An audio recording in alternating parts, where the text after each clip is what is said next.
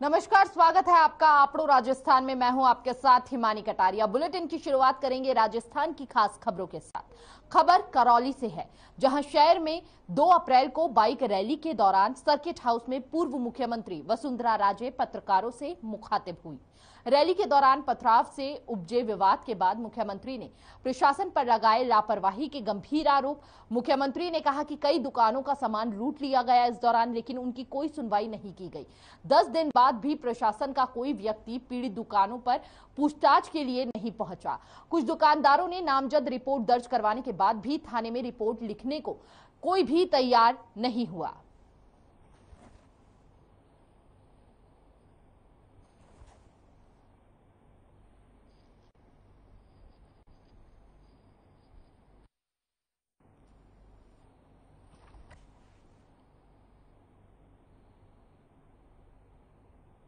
नष्ट हो गई। नॉर्मली क्या होता है कि अगर खुदा ना खास्ता ऐसा कोई हादसा हो जाता है तो सबसे पहले डिस्ट्रिक्ट एडमिनिस्ट्रेशन वहां जाके उसका जायजा करता है और कोशिश ये करता है कि उसका एस्टिमेट्स वगैरह ले लें, ताकि आगे चल के मदद की जरूरत जो हमको जरूरत देनी होगी, जो मदद देना पड़ेगा, उस मदद के अंदर उनको पैसे का इंतजाम सरकार जिस तरीके से करना चाहिए वो कर सकती है। परंतु कितने दिन हो गए, अब 2 तारीख की घटना है और आज 10 दिन हो गए। आज दिन तक कोई भी प्रशासन का व्यक्ति इन लोगों की दुकानों में नहीं गया है, ना उसने कहीं कहा है कि भाई ये हालत इनकी इतनी खराब हो गई है, पूरी की पूरी दुकानें जल गई हैं। और दुकान जली नहीं गई है, उसके अंदर का सामान उठा उठा के लोग ले गए।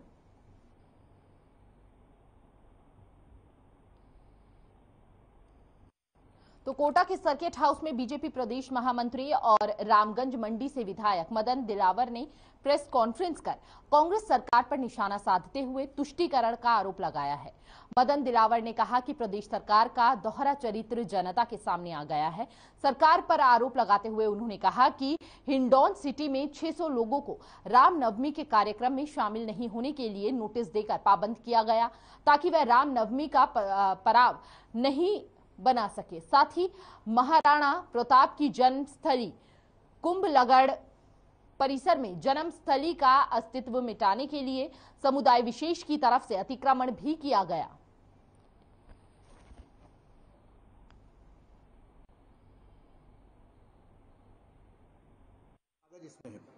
और इसका समरी फिर वह गई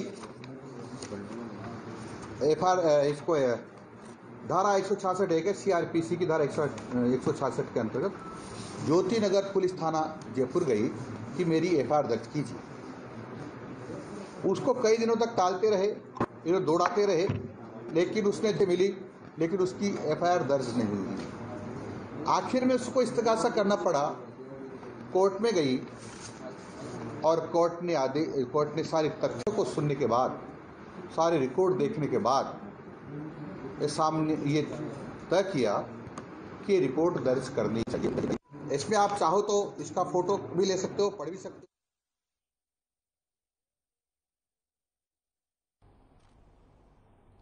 तो सीधा रुक करेंगे इस वक्त की बड़ी और अहम खबर की और जो नागौर से सामने आ रही है। इस वक्त की बड़ी खबर हम आपको बता दें कि बुटाटी धाम में होता है लकवे का इलाज। लकवा रोगियों के लिए वरदान साबित हो रहा है बुटाटी धाम। लकवा रोगियों के लिए बुटाटी धाम वरदान साबित हो रहा है। विदेश से भी इलाज के लिए लोग वहां पर पहुंच रहे हैं। तो इस वक्त की बड़ी और अहम जानकारी हम आपको दे रहे हैं। तो बेहद फायदेमंद बुटाटी धाम में इलाज हो रहा है लोगों का। लकवे का इलाज वहां पर हो रहा है। लकवा रोगियों के लिए बुटाटी धाम आखिरी सहारा है। तो इस वक्त की बड़ी जानकारी हम आपको दे रहे हैं। बुटाटी धाम में होता है लकवे का इलाज और भारी संख्या में लकवे के जो मरीज हैं वहां पर पहुंच रहे हैं। साथ ही साथ कई लोगों को जो है लाभ पहुंचा है, जिसके चलते वहां पर भारी संख्या में लोग जो है इकट्ठे हो रहे हैं। लकवे का इलाज वहां पर होता है। बुटाटी धाम अब लोगों के लिए बेहद फायदेमंद होता हुआ नजर आ रहा है। तो तस्वीरों में आप देख सकते हैं भारी संख्या में वहां पर लोग पहुंच रहे हैं। तो लकवे के जो लकवे के रोगी हैं वह लोग वहां पर इलाज के लिए पहुंच रहे हैं।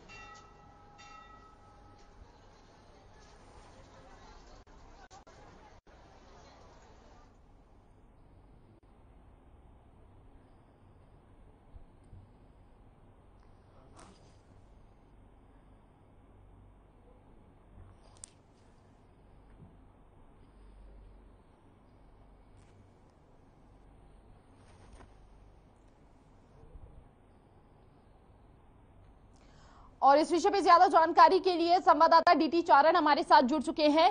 डीडी, देखिए बड़ी संख्या में लोग वहां पर पहुंच रहे हैं लकवे के इलाज के लिए, और ऐसे में बुटाटी धाम जो है अब बेहद लोकप्रिय होता जा रहा है लोगों के लिए।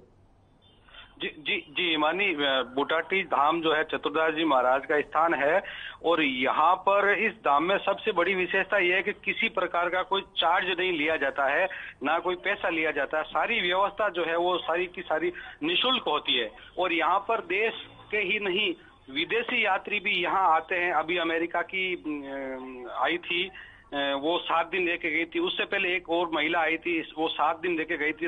एक दो लकवे का पूरा उसका इलाज हुआ था, और वो वापस पैदल चल के आराम से गई थी। तो यहाँ लकवे के लिए ये बुटाटी धाम जो प्रसिद्ध है, और हर वक्त 2 से 5 हजार के बीच में लकवा पेशेंट इस मंदिर के प्रांगण में हमेशा मौजूद मिलेंगे। जी डीडी जी, देखिए अभी तक जो जानकारी प्राप्त हुई है इसमें यह भी सामने आ रहा है कि विदेश से भी लोग आ रहे हैं यहाँ पर इलाज के लिए। हाँ, विदेश से आते, मैंने बताया ना आपको, विदेशों से भी आते हैं यहाँ पर, और देश के हर कोने से यात्री यहाँ आते हैं। और यहाँ पर पूरी की पूरी मंदिर कमेटी की ओर से माकूल व्यवस्था बनाई रखी है। और आज 11 एकादशी का मौका है। एकादशी के मौके पर हमेशा भारी भीड़ होती है, और हजारों की तादाद में यहाँ पर यात्री पहुंचते हैं।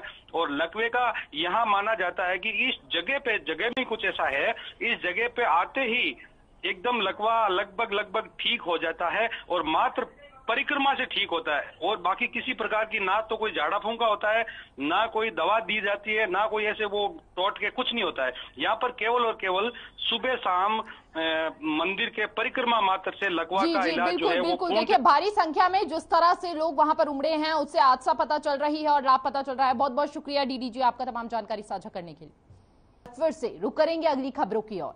सीएम अशोक गहलोत की सिफारिश पर राजस्थान सरकार के राज्य युवा बोर्ड की ओर से आज 12 से 17 अप्रैल तक गुजरात भ्रमण का शुभारंभ हुआ। राज्य युवा बोर्ड के राज्य मंत्री सीताराम लांबा की उपस्थिति में युवाओं का यह दल गुजरात में साबरमती, सोमनाथ, दीव दमन, द्वारिका जैसे 25 मुख्य स्थानों का भ्रमण करेगा। वहीं उदयपुर संभाग का नेतृत्व बांसवाड़ा के युवा यश व्यास को मिला है।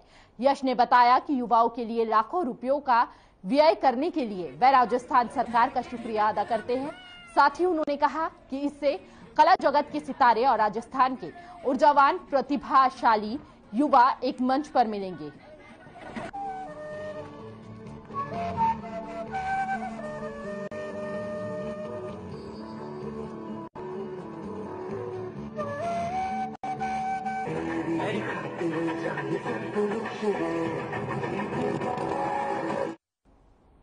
तो धनाऊ सोडियार से भूतिया वड्डा तक जारी सड़क कार्य पहले ही दिन जर्जर हो गया। वहीं ग्रामीणों ने ठेकेदार पर घटिया सामान लगाने और लापरवाही से काम करने का आरोप लगाया है, जिसके बाद ग्रामीणों ने सड़क रिपेयरिंग की मांग की है।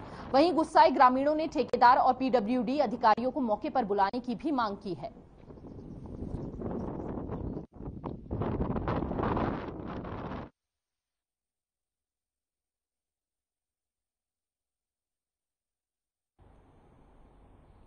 तो वहीं धौलपुर जिले में जैन समाज की तरफ से मुनि सव्रत नाथ जिनालय के पंच कल्याणक महोत्सव में भगवान आदिनाथ के जन्म, कल्याणक और पांडुक शिला अभिषेक किया गया।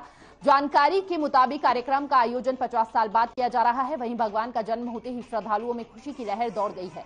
इस दौरान 2 घंटे तक आसमान से हेलीकॉप्टर से पुष्प वर्षा की गई। पंच कल्याण महोत्सव में सबसे पहले नित्य नियम की पूजा की गई। उसके बाद भगवान का अभिषेक और शांति धारा की प्रक्रिया की गई। जन कल्याणक विधान में जन्म उत्सव की विधि विधान से पूजा की गई। यह सभी क्रियाएं प्रतिष्ठा आचार्य वाणी भूषण सुधीर मार्तंड केसरिया जी के मार्गदर्शन में संपन्न हुई है। इस दौरान मुख्य अतिथि जिला पुलिस अधीक्षक नारायण टोगस ने आचार्य का आशीर्वाद लिया।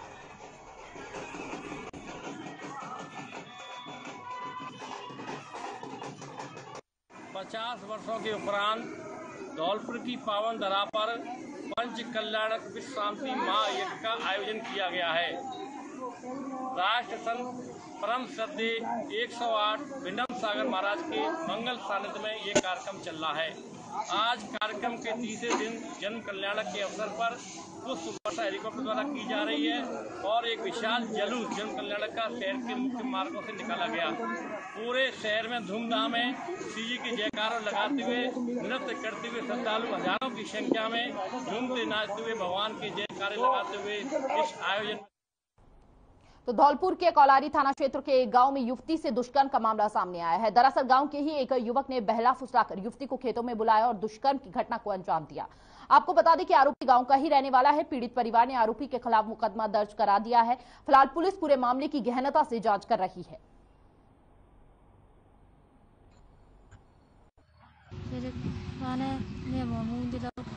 खेतन की तरफ दूसरा मेरे पापा मम्मी रोटी आई, जिनने सारी बात बताई। मैंने कहाँ गए थे वो? धौलपुर। एक रिपोर्ट इलाका थाना से प्राप्त हुई है, जिसमें मामला 376 में होना पाया गया है। घटना दिनांक 24/3/2022 में होना पाया गया, जिस संबंध में मुकदमा दर्ज कर अनुसंधान जारी है। तो जानकारी के लिए संवाददाता बॉबी बख्शी हमारे साथ फोन लाइन पर जुड़ चुके हैं। बॉबी, सबसे पहले आप बताइए, क्या अभी तक आरोपी के खिलाफ कोई भी सुराग प्राप्त हो पाया है या आरोपी जो है पुलिस की पकड़ में आ पाया है अब तक? हिमानी, मैं बताऊं, ये मामला कौलारी थाने के एक गांव का है। 24 तारीख को एक लड़की थी जो कि गांव के एक लड़के ने उसको फोन करके बुलाया था और खेत में ले जाके उसके साथ दुष्कर्म किया। उसके अगले दिन पीड़िता ने अपने माता पिता को, परिजनों को बताया कि उसके साथ ऐसा गांव के लड़के ने किया है। तब कुछ समाज के वजह से चुप रह गए वो लोग, लेकिन कल सोमवार को उन्होंने कौलारी थाने में जाकर इस घटना की जानकारी दी और आरोपी के खिलाफ नामजद रिपोर्ट कराई। जी, बहुत बहुत शुक्रिया बॉबी, आपको तमाम जानकारी साझा करने के लिए।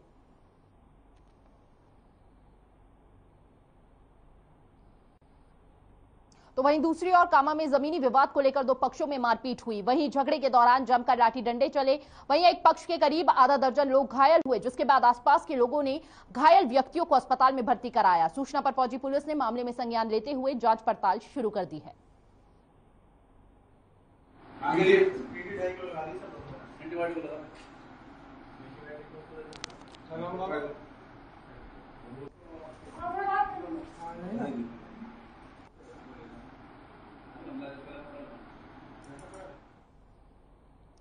और ज्यादा जानकारी के लिए संवाददाता अमित यादव हमारे साथ फोन लाइन पर जुड़ चुके हैं। अमित, क्या है पूरा मामला? जी मन जी, मैं आपको बता दूं, आज कामा थाना क्षेत्र में गांव बिरार में एक जमीनी विवाद को लेकर झगड़ा हुआ है। झगड़ा इतना बढ़ गया कि दो पक्ष आपस में जमकर लाठी डंडे और फरसों से आपस में भिड़ गए। एक पक्ष द्वारा दूसरे पक्ष पर हमला करने के बावजूद गांव में चारों तरफ अफरा तफरी भगदड़ मच गई। तो कुछ ग्रामीणों द्वारा पुलिस कंट्रोल रूम भरतपुर के लिए सूचना से अवगत कराया। पुलिस कंट्रोल रूम सूचना देने के बावजूद भी कामा थाना पुलिस मौके पर पहुंची। जो एक पक्ष घायल हुआ था, जिनके फरसे से और लाठी डंडों से जिनके साथ पिटाई की हुई थी, चोटें आई थी, उनको ग्रामीणों की मदद से कामा थाने पहुंचाकर उनका चिकित्सक कराया गया। बहुत बहुत शुक्रिया अमित, आपका तमाम जानकारी साझा करने के लिए।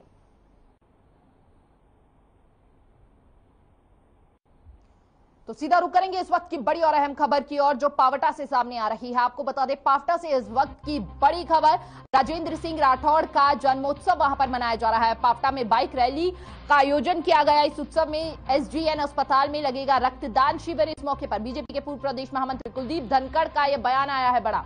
तो इस वक्त की बड़ी और अहम जानकारी, और आपको बता दें, राजेंद्र सिंह राठौड़ का जन्म उत्सव मनाने की ये विशेष तैयारियां की जा रही है, जहां पर रैली के साथ साथ तमाम शिविर का आयोजन वहां पर करने का जो है बड़ा बयान सामने आया है बीजेपी पूर्व प्रदेश द्वारा, जहां पर उन्होंने कहा है कि शिविर का आयोजन किया जाएगा और साथ ही साथ युवाओं के मार्गदर्शक नेता के रूप में है कुख्यात। एसजीएन अस्पताल में लगेगा रक्तदान शिविर।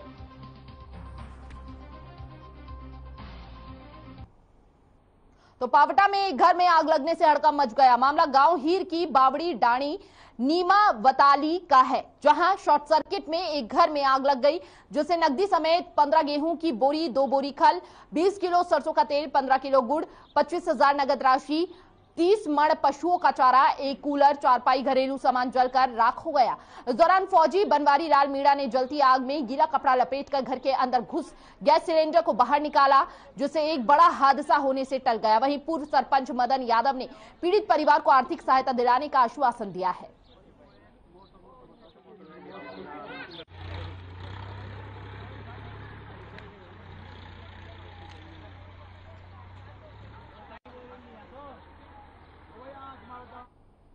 तो वहीं राजस्थान के पावटा में बढ़ती गर्मी को देखते हुए बीजेपी प्रदेश अध्यक्ष डॉक्टर सतीश पूनिया और जिला अध्यक्ष जितेंद्र शर्मा के निर्देश अनुसार विराटनगर में निःशुल्क शीतल पेयजल की प्याऊ लगाई गई है। वहीं बीजेपी ओबीसी मोर्चा जिला अध्यक्ष गौरव सिंह ने बताया कि बढ़ती गर्मी को देखते हुए निःशुल्क शीतल पेयजल के प्याऊ लगाई गई है। जयपुर जिला देहात उत्तर में 51 जल प्याऊ लगाने की योजना है। इस मौके पर मंडल महामंत्री सत्यनारायण सैनी, किसान मोर्चा जिला उपाध्यक्ष, पूर्व पार्षद समेत बीजेपी पदाधिकारी और कार्यकर्ता भी मौजूद रहे।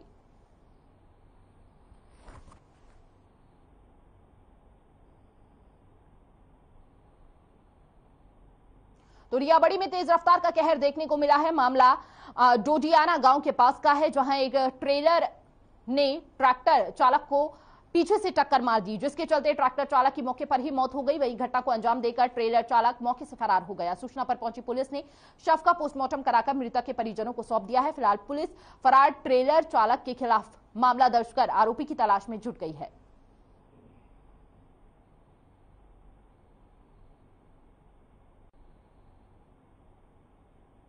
तो टोंक में लगातार हो रही लूट और चोरी की घटनाओं के बाद व्यापारियों में भारी आक्रोश है। वहीं पुलिस प्रशासन से नाराज व्यापारियों ने वाहन रैली निकालकर पुलिस प्रशासन से चोरी और लूट की घटनाओं पर अंकुश लगाने की मांग की है। व्यापारियों ने मुख्य बाजार से वाहन रैली निकालकर कलेक्टरेट और एसपी कार्यालय में प्रदर्शन किया। इस दौरान एडीएम मुरारी लाल शर्मा को ज्ञापन सौंपते हुए व्यापारियों ने कहा कि पुलिस सिर्फ चालान बनाने में दिलचस्पी दिखाती है। अगर यही दिलचस्पी अपराधियों को पकड़ने में दिखाए तो शहर में लूट और चोरी जैसी घटनाओं पर लगाम लग सकता है। वहीं व्यापारियों ने एसपी मनीष त्रिपाठी से लूट की घटना को जल्द से जल्द उस पूरी घटना को खुलासा करने की बात कही है।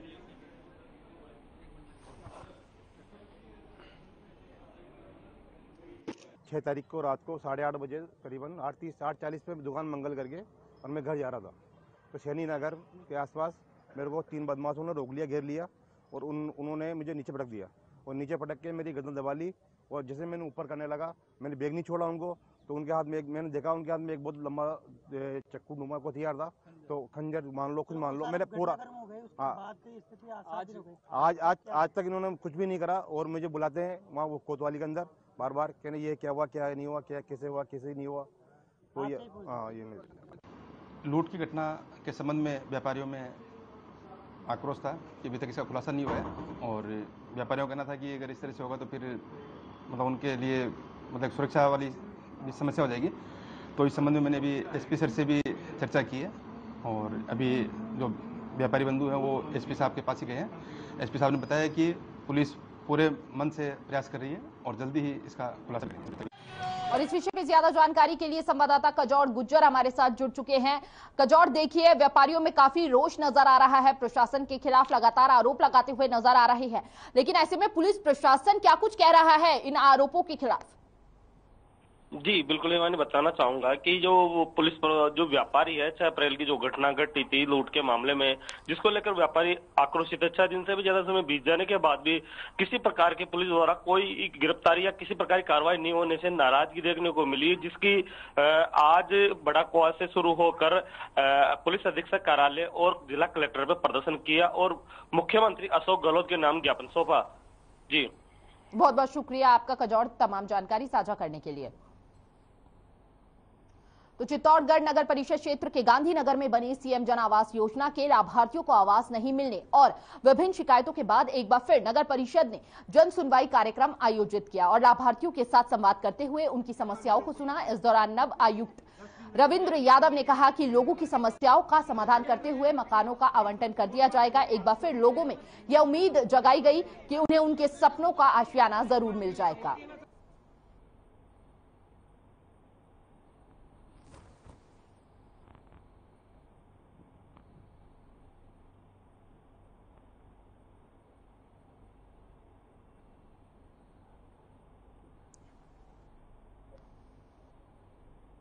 तो तो खबर हनुमानगढ़ से है, जहां जिला मुख्यालय जंक्शन स्थित राजीव गांधी स्टेडियम में 4 करोड़ की लागत से बनने वाले मल्टीपर्पज इंडोर हॉल का शिलान्यास हुआ, जिसका शुभारंभ श्री गंगानगर सांसद निहाल चंद, हनुमानगढ़ विधायक चौधरी विनोद कुमार, पीलीबंगा विधायक धर्मेंद्र मोची और तरुण विजय ने संयुक्त रूप से किया। वहीं राजीव गांधी स्टेडियम में आयोजित शिलान्यास कार्यक्रम में हिस्सा लेने के बाद मीडिया से भी रूबरू होते हुए श्री गंगानगर सांसद ने कहा कि जिले के लिए आज का दिन ऐतिहासिक है। केंद्र सरकार की ओर से 4 करोड़ की लागत से ये इंडोर स्टेडियम बनेगा। इंडोर स्टेडियम बनने से बच्चों को खेलों में अच्छी सुविधा प्राप्त होगी।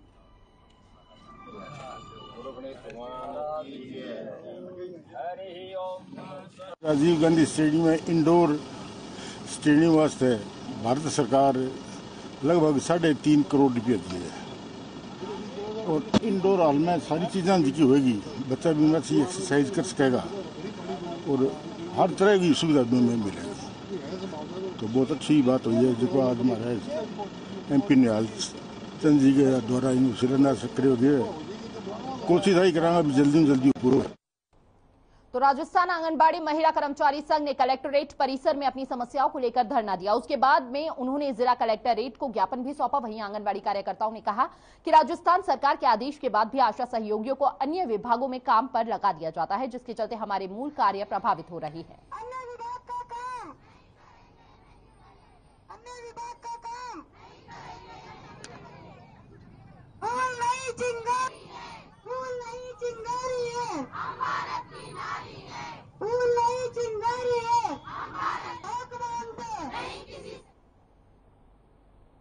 तो खबर रियाबड़ी से है, जहां उपखंड क्षेत्र का आल नियावास में एक बार फिर हर खबर का असर देखने को मिला, जहां खनिज बजरी क्षेत्र में अवैध खनन पर प्रभावी कार्रवाई की गई। अतिरिक्त मुख्य सचिव खान डॉक्टर सुबोध अग्रवाल के आदेशों के आधार पर जिला कलेक्टर नागौर पीयूष सामरिया और पुलिस अधीक्षक नागौर राममूर्ति जोशी के निर्देशन में खनिज विभाग गोटन और पुलिस थाना थावला ने खनिज बजरी क्षेत्र के अवैध खनन पर कार्रवाई की है। इस दौरान 7 वाहनों को जब्त किया गया है और जुर्माना भी लगाया गया है। कार्रवाई के दौरान पुलिस थाना थावला के थानाधिकारी हीरालाल वर्मा, खनिज विभाग Gotan surveyor Satish Singh Chauhan, border home guard उपस्थित रहे।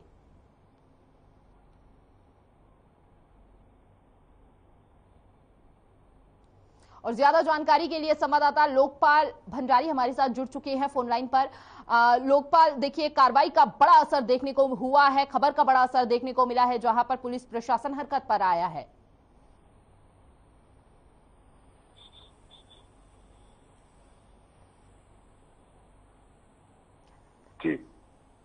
जी लोकपाल जी, क्या आप तक मेरी आवाज पहुंच पा रही है? जी देखिए हर खबर का बड़ा असर देखने को मिला है, जहां पर पुलिस प्रशासन जो है वह हरकत में आया है और कार्रवाई की शुरुआत की है। जी बहुत बहुत शुक्रिया लोकपाल जी आपका। फिलहाल आप लोग राजस्थान में बस इतना ही। तमाम बड़ी खबरों के लिए बने रहिए हर खबर के साथ। नमस्कार।